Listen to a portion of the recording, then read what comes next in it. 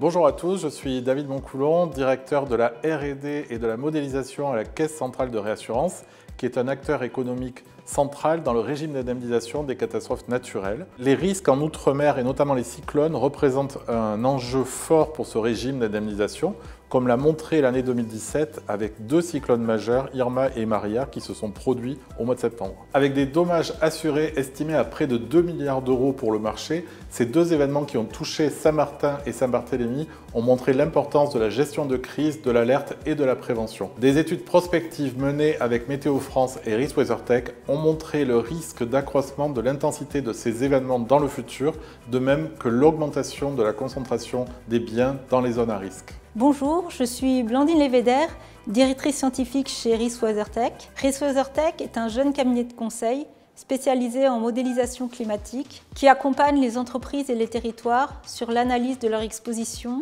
de leur vulnérabilité aux risques climatiques et sur la gestion de leur adaptation. Nous collaborons avec CCR depuis la création de notre entreprise sur différents projets. Le projet qui nous intéresse est encore aujourd'hui au stade de recherche et développement. Il vise à améliorer notre capacité à prédire les dommages consécutifs à un cyclone avant même qu'il ne touche les îles. Pour cela, nous nous sommes associés à Risk WeatherTech qui va travailler à partir de trajectoires prévues des événements et qui va modéliser les conséquences de ces événements en termes d'aléas sur les îles. Ensuite, nous intervenons pour simuler les inondations, les submersions marines et le vent consécutifs à ces événements et les dommages qui sont associés.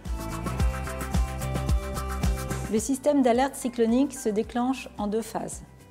Première phase, un système d'alerte précoce qui alerte CCR d'un cyclone dont une des trajectoires possibles est susceptible de toucher soit les Antilles, soit l'île de la Réunion. Il tourne quotidiennement sur les bassins océaniques en période cyclonique. Il est basé sur l'utilisation de prévisions d'un modèle atmosphérique constitué d'un ensemble d'une trentaine de prévisions météorologiques. Une première alerte se déclenche si un cyclone est susceptible de toucher une des îles dans les 5 jours à venir. Deuxième phase, si cette alerte est confirmée dans les 2 jours, une modélisation des vents de surface et des précipitations est réalisée pour la trajectoire la plus probable et pour la trajectoire la plus à risque.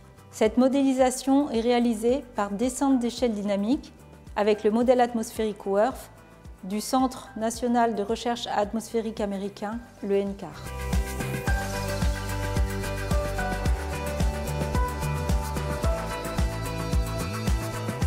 Les premiers résultats de ces travaux sont prometteurs. Ils nous permettent d'évaluer d'ores et déjà les conséquences de ces événements à 5 jours et à 2 jours avant qu'ils ne touchent les îles, avec un intervalle de confiance qui va en diminuant au niveau de l'estimation de ces dommages au fur et à mesure que l'événement se rapproche. Ainsi, dans le cas d'événements majeurs comme Irma, nous aurions été en mesure de prévoir bien à l'avance les conséquences de ces événements et d'alerter nos clients, les assureurs, les pouvoirs publics sur les systèmes de gestion à mettre en place. Merci de nous avoir suivis et à bientôt.